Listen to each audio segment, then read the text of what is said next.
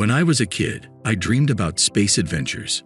I knew, by the time I grew up, humanity would have reached other planets, and I would be a scout among stars.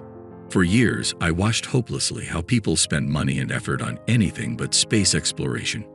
I almost gave up. Then Elon Musk appeared. He gave me, and thousands of other dreamers, a feeling that we still might see human feet touching the red dust of Mars.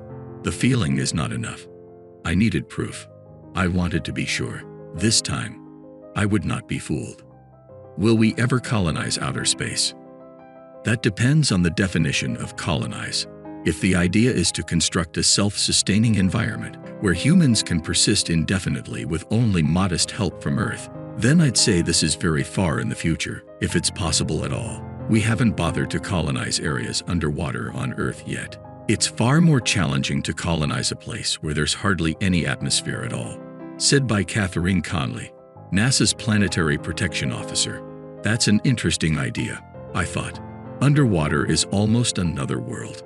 I researched that subject, and this is what I found. 1. Living in a submarine city is psychologically more comfortable. What would you prefer? Spending 7 months in a metallic can in open space, or enjoying a week voyage in the Atlantic Ocean? 7 months is a considerable period. Astronauts don't spend more than half a year outside Earth. Studies show they are subject to depression, insomnia, anxiety, fatigue, boredom, and emotional instability. Nonetheless, Professor Nick Canis, a NASA-funded expert in the psychological effects of space exploration, says that when Earth is out of view for an extended time, crew member psychology may result in increased feelings of isolation, homesickness, dysphoria, or even suicidal or psychotic thinking. After 7 months of isolation, even most trained people are subject to mental illness. Suppose they arrive in their dusty red destination. What kind of civilization will they build there? When you travel to a submarine city, you don't leave your home planet. Your family, friends, and your former life are close at hand. You don't even need to fight your internet addiction.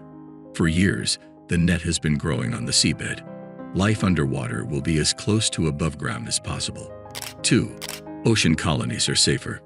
Being close to civilization offers one more advantage: safety. All logistics issues won't be issues at all. Entering an underwater city will be easier than reaching a distant village in Kazakhstan. The best place for our city will be in the Atlantic Ocean, close to the equator.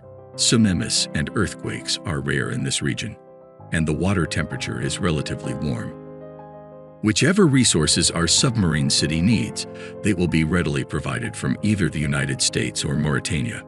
Martian colonists will have to rely on themselves because help from the Earth will take months to arrive. The movie Martian, released in 2015, showed this situation brilliantly. 3. Ocean colonization boosts our technology and science. One of the major arguments for Martian colonization is its contribution to our science and technological development. Light-emitting diodes, video-enhancing and analysis systems, portable cordless vacuums. These are just a few technologies we got thanks to NASA space exploration. However, ocean colonization might be as profitable for us. To build an underwater city, we'll have to solve 2 significant problems: water pressure and corrosion. We'll also need to make it safe for the environment. This will require finding new materials, inventing new technologies, developing new managerial decisions. All our achievements will find their place in our surface life as well. 4. An underwater colony will pay for itself faster than a Martian one. Even the most eager Martian apologetics don't think Mars will ever be profitable in terms of trade. Elon Musk says, "I don't think it's going to be economical to mine things on Mars and then transport them back to Earth, because the transport costs would overwhelm the value of whatever you mined, but there will likely be a lot of mining on Mars that's useful for a Mars base, but it's unlikely to be transferred back to Earth. I think the economic exchange between a Mars base and Earth would be mostly in the form of intellectual property. Ocean colonization will pay for it with the ideas, but also it may bring the investors real money. According to the U.S. Geological Survey, the deep sea contains more nickel, cobalt, and possibly rare earth metals than all land-based reserves combined. Mining in international territories is not allowed, but the underwater city will be able to do this, although this is a political issue which has to be solved.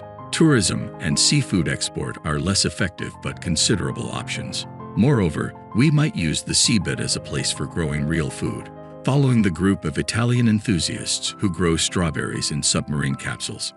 As transportation is so much easier for the underwater city, the money will flow fast, too. What is profitable has to be done. Constructing an underwater city is relatively cheap, too. Sending 12 astronauts to Mars will cost $10 billion each, Elon Musk said. $120 billion is the lowest price for a Mars colony, not counting materials, machines, technologies, and other stuff required for a settlement. Compare this with $26 billion, the estimated price for a Japanese project Ocean Spiral. Even if we double this price, which always happens with daring projects, it will just $2 billion more than Russia spent on the Olympics in 2014. We can allow it, can't we? 5. After inhabiting oceans, it will be easier to colonize other planets. Easier and cheaper as it is, underwater colonization is still psychologically challenging. The main reason we haven't colonized oceans yet is the fact people feel too comfortable on the steady ground. Most of us don't want to leave their familiar way of life. We are not motivated. Sooner or later, humanity will have to find another inhabitant. Starting with our backyard seems more feasible than traveling to a brand new planet. As life in an underwater city will be much closer to what we are used to, it is a natural step we have to take before going to cold, dusty, empty Mars. 6. Ocean colonization solves the problem of overpopulation. How many people can Earth support?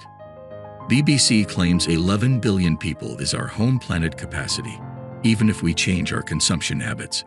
The world's population now is over 7.3 billion. According to United Nations predictions, it could reach over 11 billion by 2100. You and I may still be alive by that point. Even if not, that's our kids and grandkids who will be at the edge of survival. Ocean colonization is one of the solutions to the overpopulation. Oceans cover 70% of Earth. If we count only equatorial and subequatorial territories, it's still more than 5 million sq.mi for the Atlantic and about 78 million square miles for the Pacific. The surface area of all habitable land on Earth is 24,642,757 square miles. So we can make our planet 50% larger.